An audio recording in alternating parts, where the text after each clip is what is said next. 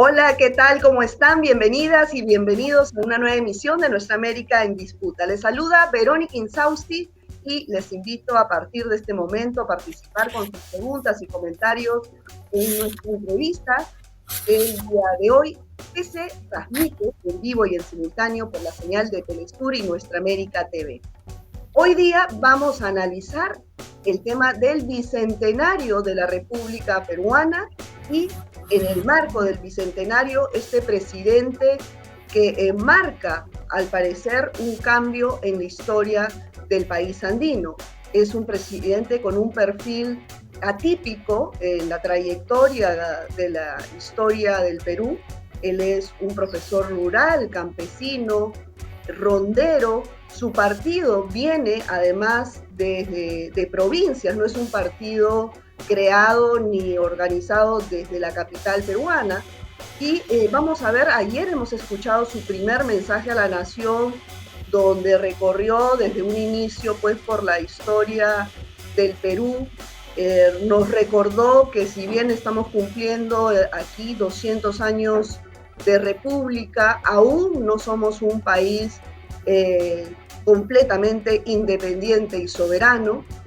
Y dio, pues anunció una muestra que, a decir del mismo presidente, representaba un poco el romper con la cultura colonial, y es no gobernar desde la Casa de Pizarro, desde el Palacio de Gobierno, como se suele ocurrir cada gobierno que transita, y que a partir de su gobierno, pues esto lo cedería al Ministerio de las Culturas. Este es otro anuncio, que ya no se va a llamar Ministerio de Cultura, sino de las culturas, porque Perú es un país multilingüe, multicultural, en fin, y lo cedería para que se haga un museo de la historia del Perú. Bueno, esto entre otros anuncios que rompen un poco con las políticas sociales, económicas, que han venido además ejecutando los gobiernos de las últimas décadas en este país. Para conversar sobre lo que significa esto, analizar este mensaje, qué tanto se puede aplicar del dicho al hecho, de los buenos deseos e intenciones, a finalmente poder concretar estos cambios, nos acompañan el historiador Antonio Zapata, historiador y profesor universitario, y la activista política, social y feminista Diana Miloslavich. Muchas gracias a ambos por estar aquí en Nuestra América en Disputa. Gracias a ti.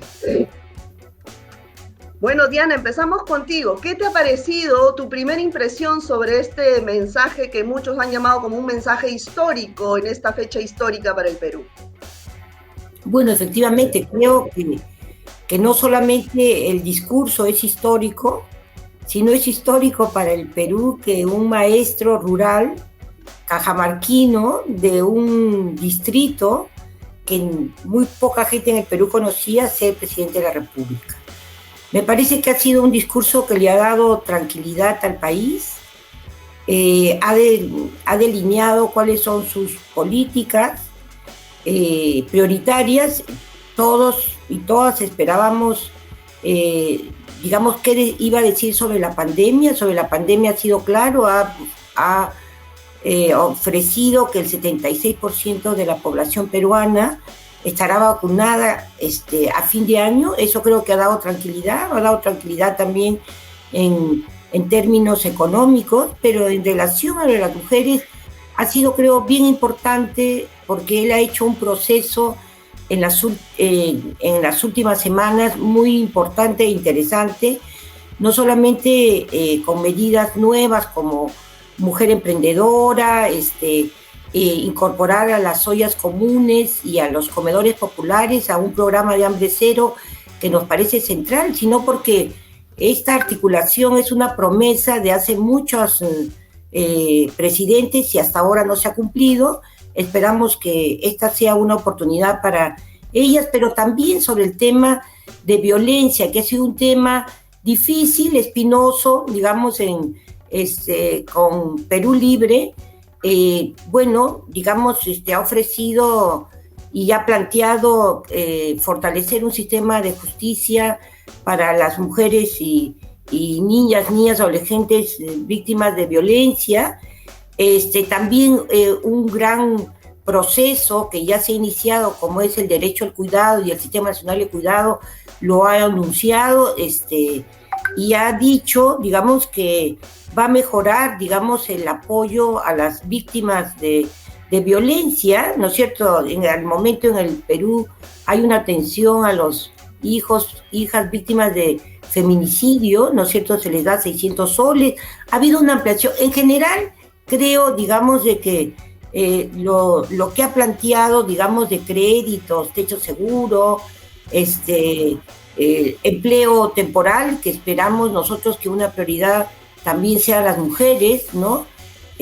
Nos parece alentador, nos parece importante lo que ha señalado, y creo que ha habido partes del mensaje muy emotivos, me parece, y centrales, ¿no? Porque él ha hecho como tú has señalado, un recuento de la historia del Perú, ¿no es cierto?, más allá de los 200 años de este bicentenario, pero además él ha reconocido, ¿no? Y leo que él dice: soy hijo de este país fundado sobre el sudor de mis antepasados, erigido sobre la falta de oportunidades de mis padres, y que a pesar de eso él ha sabido resistir. Y creo que eso ha sido, uno de las partes más, yo diría, no solamente emotivas, sino profundas, que han puesto a un profesor rural, ¿no es cierto?, que ha luchado contra todas las adversidades en el lugar más importante, digamos, de nuestro país en estos momentos. Así es, sí, justamente, Tony, yo quería preguntarte a ti, este inicio del mensaje a la nación que recorrió por la historia del Perú, ¿qué te pareció? Bueno, de hecho es representativo, emocionante, como bien comenta Diana, pero más allá de eso, ¿tú crees, aparte de estas características, que se pueda concretar? ¿No es muy ambicioso? ¿No te dio la sensación de ser muy ambicioso todos estos anuncios? O sea, me parece que la parte histórica con la que entró Pedro Castillo, el presidente, fue bastante buena. Ofreció emociones, como dice Diana, y también una interpretación general de la historia del Perú que era grosso modo correcta y que tenía valor simbólico, no solamente por la gran ocasión, 200 años, sino también por la presencia, pues, de algunos jefes de Estado, incluyendo el rey de España. Y dicho ante este grupo, era impactante, ¿no? Yo también me emocioné, me gustó mucho. Y luego, como tú estás diciendo, a la hora ya de la política concreta, pues en algunos puntos estaba de acuerdo, en otros no tanto, en algunos en desacuerdo, pero comparto la apreciación tuya. Muchas ofertas en un momento en el cual, pues, las necesidades económicas son grandes y son las prioridades que decía Diana, la pandemia y el despertar de la economía.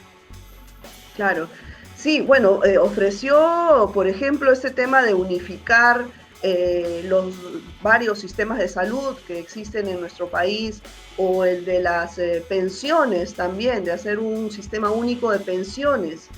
Son propuestas radicales a lo que ocurre hoy en día en nuestro país, pero ¿qué tan viables? O sea, sería óptimo, ¿no? No sé qué piensas tú, Diana. Mira, yo creo que los anuncios y que ha trazado el presidente Castillo tienen que ver con los procesos que se han venido dando en el Perú. Hace los últimos años se está discutiendo un sistema integrado de los servicios de salud, digamos, no es algo que para un sector, por lo menos de la población, sea algo nuevo. O sea, él está recogiendo demandas de décadas, ¿no es cierto?, y algunas históricas en este país. La necesidad de un sistema integrado de salud, digamos, ha quedado claro por el impacto de la pandemia.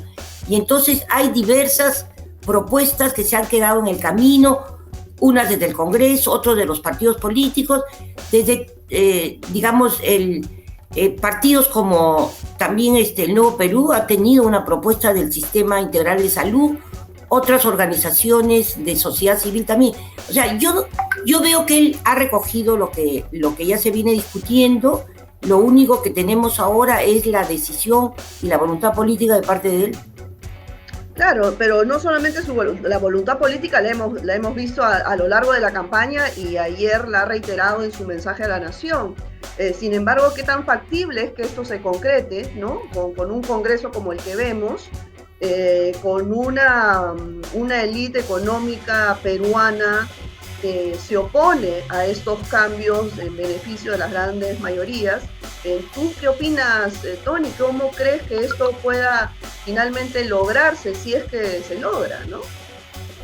Bueno, yo creo que en la ocasión lo que correspondía era trazar el programa del Ejecutivo, ¿no? Él es el jefe del Ejecutivo, el presidente de la República, y traza sus propósitos. Y hay una distancia entre esos propósitos y llevarlo a cabo, sobre todo con un Congreso que ha acabado con una mayoría hostil. Entonces vendrá un complicado proceso donde estas metas que ha trazado ayer el presidente pues se podrán concretar, serán objeto de lucha política, habrá pugnas y tensiones alrededor de ello. Pero ayer hizo bien en el sentido que correspondía trazar la meta de su gobierno. Luego veremos pues si en la pugna política que todos sabemos viene por delante, las logra sacar adelante. Claro.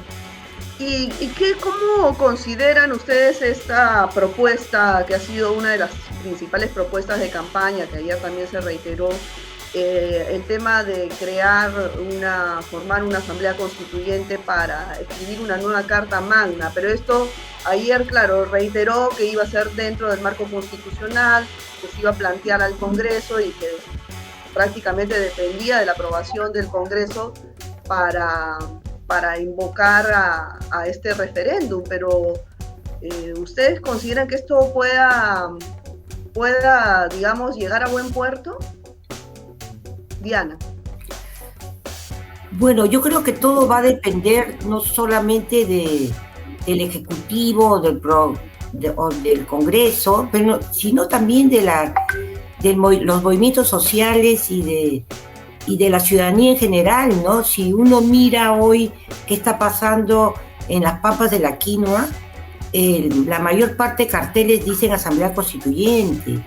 Mira, sectores que digamos, yo vengo de un sector del feminismo, el tema de la reforma constitucional y apoyar un proceso constituyente está ahí también como uno de los temas centrales, y digamos, distintos sectores estamos de acuerdo en que sí se debe abrir un proceso constituyente. En lo que quizás no estamos de acuerdo o no hay un acuerdo es qué tanto va a durar este proceso, ¿no es cierto? Hay quienes piensan de que este proceso puede durar 2, 3, 5 años hasta la instalación de una asamblea, pero a mí me parece que hay un sentido común de gran parte de la ciudadanía que no está reflejada en las últimas encuestas que acaban de hacer al respecto, con lo cual no quiero decir que no estoy de acuerdo con las encuestas, pero no son pues encuestas que se hagan hoy con que les llegue, por ejemplo, una pregunta a las personas que están hoy día en Pampa de la Quinoa, ¿no? Digamos, estas encuestas no llegan a todos los sectores del país, y creo que sí hay una expectativa en relación a la Asamblea Constituyente, y yo creo que esta expectativa se va a mantener en los próximos años, y espero que se encuentren los canales para seguir adelante. Claro. Bueno, lo que dices de las encuestas definitivamente no han venido reflejando en las últimas elecciones tampoco los resultados finales, ¿no? Y ha sucedido también en esta última. Entonces, ¿tú también consideras, Tony, que depende mucho de la presión de la sociedad civil, de las organizaciones sociales, de la articulación de todas estas fuerzas a nivel nacional desde la ciudadanía, para que finalmente no solamente la Asamblea Constituyente, sino en general, ¿no?, todos los cambios que se necesitan en el Perú? Bueno, Yo sí creo en las encuestas porque me parece que reflejan no pues la opinión de los activistas, sino si las encuestas se hicieran entre los activistas que están hoy día en el Pampa de la Quinoa, es cierto que 100% sería pues a favor de la Asamblea Constituyente, pero los activistas no son pues el conjunto de la sociedad, y las encuestas con mayor o nivel, hay algunas serias, otras poco serias, pero tomando las serias en consideración, más vale tomar en cuenta lo que dicen las encuestas, porque los políticos tienen que guiarse pues por el estado de ánimo, no de los activistas, por el estado de ánimo del conjunto de la ciudadanía, porque se gobierna para el conjunto de la sociedad y no hay mejor herramienta para conocer el temperamento de la sociedad, no solo de los activistas, que las encuestas. Entonces son el método moderno y yo defiendo que se les tome en cuenta. Ahora, pero las encuestas en las últimas elecciones siempre han errado, ¿no? Con quiénes pasan a primera, a segunda vuelta y quién es al final el ganador. O sea, como que se sinceran en los 2 últimos días antes de ocurrir el proceso electoral. Entonces, también da mucho que pensar, ¿no? No creo, la verdad, porque mi apreciación es que la ciudadanía peruana se decide al final. Entonces, 10 días antes, 15 días antes, la gente aún no ha tomado decisiones y lo que ocurre en la recta final. Entonces, una encuesta refleja en buena medida la indecisión de la ciudadanía. Claro, bueno, más allá de las encuestas, mi pregunta era en el sentido de que si tú crees también, como lo mencionó Diana, que depende mucho de la articulación de las fuerzas, de las organizaciones sociales, de los sindicatos, de la sociedad civil en general, el presionar, ¿no? El articular estas fuerzas a nivel nacional para que finalmente se den estos cambios, ¿no? Como por ejemplo una nueva Carta Magna.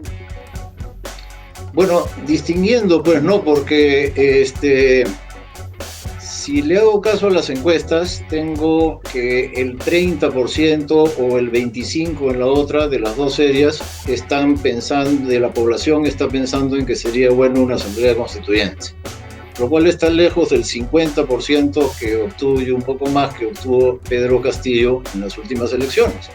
Entonces, muy bien pues por los activistas, pero por ahora tienen que ganar mayoría.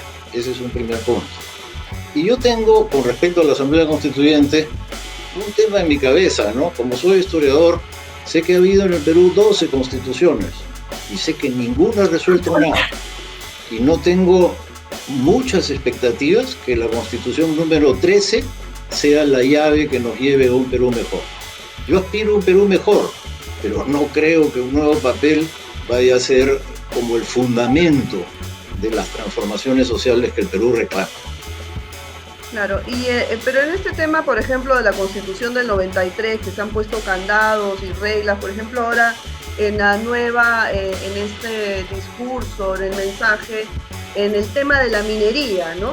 Poner reglas claras, dijo el presidente Castillo. Pero para poner reglas claras hay que eliminar estos candados justamente puestos dentro de la Constitución actual que nos rige. Entonces, ¿cómo negociar, no? ¿Cómo negociar los TLC que no son favorables para el Perú? Y, en fin, otro tipo de tratados o contratos con transnacionales. Diana, ¿tú qué opinas? Bueno, uno para también señalar, ¿no es cierto?, de que yo no soy solamente una activista, ¿no es cierto? También, digamos, soy analista, historiadora, no estoy hablando a nombre de las activistas. Yo creo que hay un ánimo, ¿no es cierto?, de un sector de la población que se expresa, digamos, no solamente en movimientos, en activismo, sino también en las propias representaciones que están en el Congreso de la República, los partidos políticos, digamos, como Perú Libre, Juntos por el Perú, ¿no es cierto? Digamos, hay un sector también de la izquierda, digamos, en el Congreso de la República. Entonces, yo sí creo, digamos, de que hay que buscar un punto intermedio, pero el mismo presidente ha señalado que esta es una constitución que fue aprobada, digamos, cuando un porcentaje creo que dijo 46% de la población, ¿no es cierto? Digamos, hoy, digamos que son jóvenes, ni siquiera tuvieron nada que ver, digamos, con las decisiones que se tomaron en 93. Y además, digamos, así como recordamos, si 12 constituciones no tuvieron, impidieron mayores cambios, también decir que la Constitución del 93, y yo la recuerdo, fue sancionada con un referéndum que digamos que se ganó con fraude. Ahí sí hubo fraude en el referéndum para la Constitución del 93. O sea, digamos, para no perder un poco la memoria, digamos, es una Constitución del 93 que no hubiera ganado, ¿no es cierto?, si no hubiera habido lo que acabo de señalar. Y yo sí creo que hay que, digamos, hacerles cambios al capítulo económico, que son centrales. Hubo un intento, digamos, en la reforma constitucional durante el gobierno de Toledo, donde se hace la reforma para abrir el proceso de descentralización y esa nueva configuración de los gobiernos regionales, pero el capítulo económico fue un capítulo que quedó entrampado. Entonces, yo sí creo de que, digamos, con este ánimo de establecer un nuevo diálogo con el empresariado peruano, con las grandes empresas, hay necesidad de reformas, lo ha señalado el nuevo gobierno, y entonces la pregunta es, bueno, entonces, ¿cuál es la salida frente a eso que se necesita para, digamos, tener una nueva relación, digamos, en términos económicos con las empresas en nuestro país? Tony, y respecto al anuncio de no gobernar desde Palacio de Gobierno como un símbolo de cortar, ¿no?, con la cultura colonial, ¿cómo tomaste tú ese anuncio? ¿Crees que es viable? ¿Crees que es lo mejor o es un anuncio populista? Bueno, quería decir antes que estoy de acuerdo con Diana. En primer lugar, ella no es una activista y solamente, sino, como bien dijo, es, además de una buena amiga, una analista política y una historiadora, de tal modo que tiene méritos académicos suficientes como para representar a las activistas, pero un punto de vista profesional también. Bueno, en segundo lugar, yendo a tu pregunta, a mí me parece que en una serie de países los viejos palacios que quedaban de gobierno, ¿no?, que quedaban en plazas principales de la era colonial, han quedado como desactualizados con la vida moderna. Por ejemplo, en México también hay un palacio en la plaza principal, en el Zócalo, y sin embargo el presidente y las oficinas, pues, del Poder Ejecutivo quedan en otro lugar, y en efecto el Palacio de México es un museo. Eso en un montón de países. Pongo el caso de México simplemente porque lo conozco, pero hay un montón de ejemplos. Entonces, me parece que trasladarse al centro cívico, que es más o menos lo que he escuchado, tiene racionalidad. Ya lo estaba haciendo Humala en cierto sentido, ¿no? Humala medio que funcionaba ahí, ¿no? Entonces, bien, es una idea que guarda relación con las transformaciones que se requiere para funcionar en la sociedad y en la ciudad contemporánea. En ese sentido, estoy de acuerdo. Ahora, necesitamos un nuevo museo. No estoy tan de acuerdo porque, mira, acaba de inaugurarse el MUNA en Pachacama con un gasto enorme, un museo nacional, hace 3 o 4 días. Entonces, un segundo museo nacional en Lima no es un poco la idea de la descentralización, ¿no? No se necesitan super museos en Lima. Que pase a ser otras oficinas públicas, pues no, más práctico, ya está montado para oficina y no me parece que se requiera un segundo museo. Claro. Ahora, respecto a la gobernabilidad, ¿no?, a tratar de rescatar un poco esta crisis de gobernabilidad que hemos arrastrado en el último quinquenio, ¿tú qué sugerirías, Diana, para articular, no hablamos de articular, sino de las fuerzas políticas tradicionales, ¿no? ¿Cómo trabajar el legislativo con el ejecutivo, por lo menos en políticas públicas imprescindibles en el caso, por ejemplo, del sector salud, educación. ¿Cuál sería tu propuesta? Bueno, la ha dado en el discurso, ¿no? Él ha propuesto crear una comisión entre el Ejecutivo y el Legislativo para verlo del sistema integrado de salud. Yo creo que esa es una buena... El sistema de pensiones, dijo, es para el sistema de pensiones, ¿no? Creo que esa propuesta inicial hay que ver cómo funciona y que deberían, digamos, ya que lo ha propuesto, el presidente seguir con esa forma de trabajar en comisiones entre el Ejecutivo y el Legislativo. Eso me parece importante, pero yo también lo que quiero señalar es de que habría que tener, yo creo que una evaluación de cómo queda lo que ha dejado el gobierno de transición en esos momentos, porque por lo menos el sector que más conozco, que es el de la mujer, hay, digamos, hay como una línea, digamos, que en el discurso presidencial ha seguido de lo que se venía haciendo en el Ministerio de la Mujer y Poblaciones Vulnerables. O sea, hay un hilo conductor, digamos, que le da continuidad, ¿no?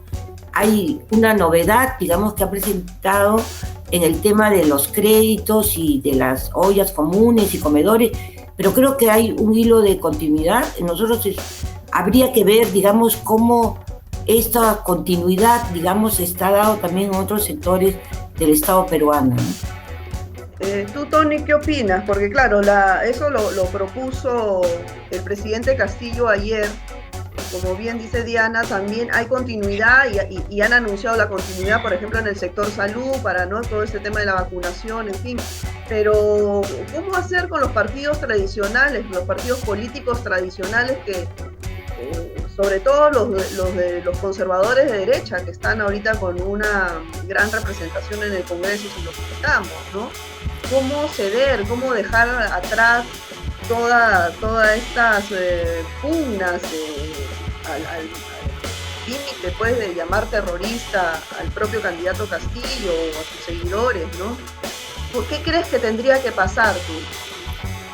Yo creo que lo primero que tendría que pasar es fortalecer la coalición de gobierno, que la veo un poco débil por ahora.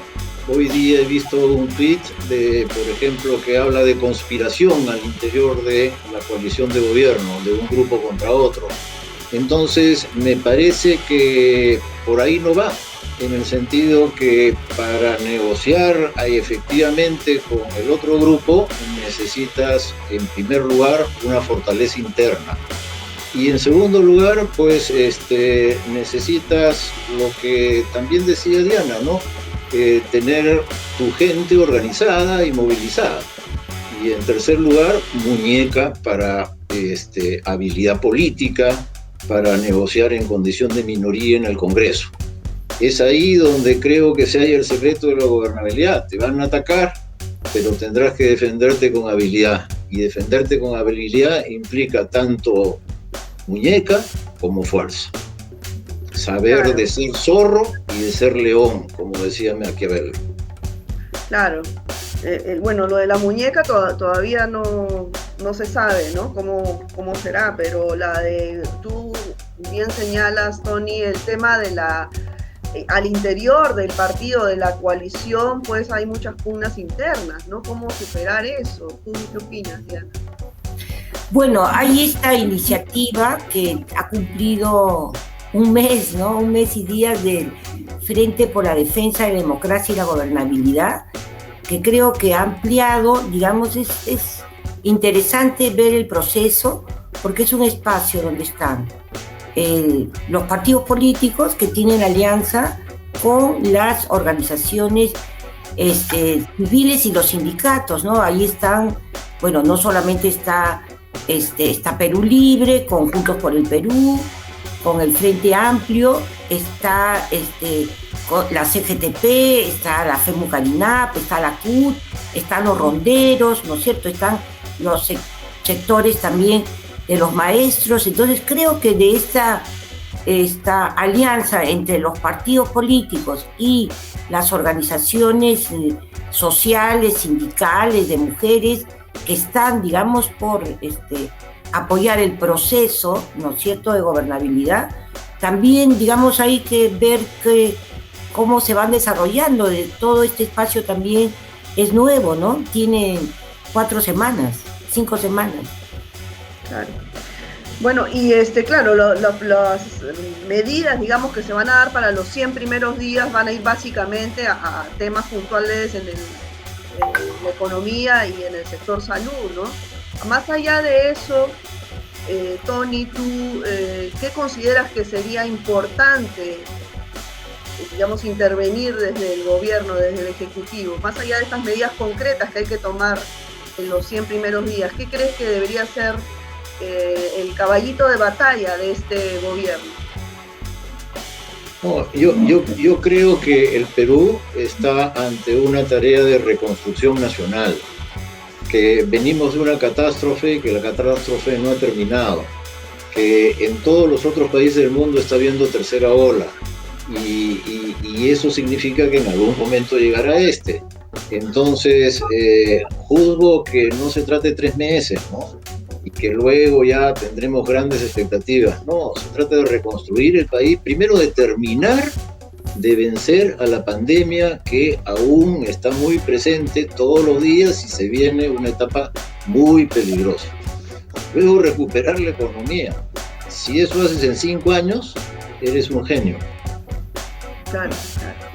Bueno, finalmente ya se nos ha ido el tiempo, pero Diana, la última pregunta. Yo quería que me conversaras un poco, comentaras sobre el tema de la economía de los cuidados, ¿no? Que es un trabajo invisibilizado, no solamente acá en Perú, en Latinoamérica, en el mundo, y de cierta manera el presidente Castillo lo mencionó en su mensaje el día de ayer. ¿Qué crees que debería ocurrir? ¿Qué políticas públicas desde los diversos ministerios, no solamente el de la mujer, sino prácticamente el de la economía, tendría que ocurrir para que esto finalmente sea compensado de cierta forma, este trabajo invisibilizado? Bueno, yo creo que lo importante es que el presidente ha recogido, ¿no es cierto? Nosotros tenemos una política de igualdad de género en el Estado peruano, donde el tema central era el cuidado. Acababa el gobierno de transición de sacar un marco conceptual sobre el cuidado. Hay una legislación que se ha quedado, digamos, en la puerta del horno, digamos, sobre el derecho al cuidado. Es decir, digamos, están, digamos, casi listos, ¿no es cierto? Solamente falta la voluntad, digamos, política de este nuevo gobierno de destinar, ¿no es cierto?, los fondos y articular desde el Ministerio de la Mujer el sistema de cuidados como lo están desarrollando otros países como en Colombia o en México. A nosotros nos parece fundamental, digamos, el compromiso también que está relacionado con la pandemia, digamos, el estado de orfandad en que han quedado niñas y niñas, digamos, después de la pandemia, no solamente de las víctimas de violencia familiar o violencia sexual o de feminicidio, sino es, digamos, cómo aparte, digamos, ya se cargo el Estado peruano, ¿no es cierto?, de digamos, del apoyo a estas mujeres, que son casi el 86%, digamos, de mujeres que se están haciendo cargo de estos huérfanos y huérfanos. Somos uno de los países más golpeados por la pandemia y, como siempre, las mujeres se terminan haciendo cargo de los cuidados. Esto es como, digamos, más complejo, ¿no es cierto? Ya una medición que se hizo el año pasado arrojó como percepción que el número de horas que las mujeres estamos trabajando en el Perú, como es la constante en América Latina, ha aumentado un promedio de 3 horas diarias. Entonces, la pregunta es, digamos, ¿cuál es el tiempo que le queda a las mujeres que trabajan, que hacen cargo del teletrabajo de sus hijos, hijas? Además están haciendo el trabajo doméstico, el trabajo del cuidado. Es decir, las mujeres no tenemos tiempo, digamos, para hacer otras cosas más que las del cuidado. Y esto, digamos, es diferente de acuerdo a los sectores sociales, por supuesto. ¿no? Los sectores de mujeres medios tienen algún tipo de apoyo, ayuda, pero en los sectores, digamos, más empobrecidos en nuestro país, ¿no? Entonces sí me parece un tema fundamental, y yo sí quiero, ya en lo último decir, creo que hubo mucha, digamos, apertura, como lo hizo en su campaña con los pueblos indígenas amazónicos y afroperuanos.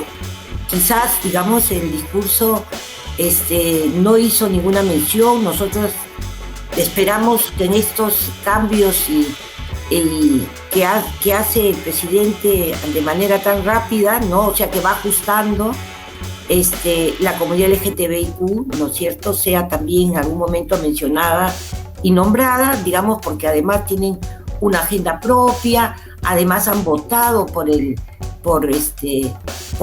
¿no es cierto? Hay un claro, sí, muy importante, muy importante lo que eso también es menciona. Importante, ¿no? La comunidad, sí. Esta comunidad, nada, y entonces creo que lo del cuidado es central y ha sido uno de los primeros temas, y creo que este reconocimiento del el tiempo que le dedicamos las mujeres, para nosotros es central, no solamente el visibilizar las violencias, ¿no es cierto?, que en el Perú, como en el resto de América Latina, digamos, llegan a más del 70% de mujeres que han expresado haber vivido algún tipo de violencia, digamos, en los últimos meses, ¿no? Sí, bueno, sí, Diana, lamentablemente se nos ha acabado el tiempo. Tony, yo no quiero despedir el programa sin darte la palabra para una última acotación sobre lo que es considerado este primer mensaje a la nación del presidente. Bueno, lo consideré bastante buen mensaje, superó mis expectativas y creo, como Diana ha puntualizado al final, que los temas principales del Perú pasan por lo que estamos mencionando. El hambre ha crecido mucho, la crisis económica se ha cebado con los sectores populares y el Perú es uno de los países más golpeados por la pandemia a nivel mundial. De tal manera que ahí, con mucho pragmatismo, el pueblo se lo agradecerá al presidente. Bueno, muchísimas gracias a ambos por su participación, por sus palabras. Siempre es un gusto tenerlos en el programa. Muy amable. Diana, gracias, Verónica. Chao. Chao. Bueno, amigos, esto ha sido todo por hoy. Nos hemos pasado. Cuídense mucho. Nos vemos la próxima semana en una próxima emisión de Nuestra América en Disputa.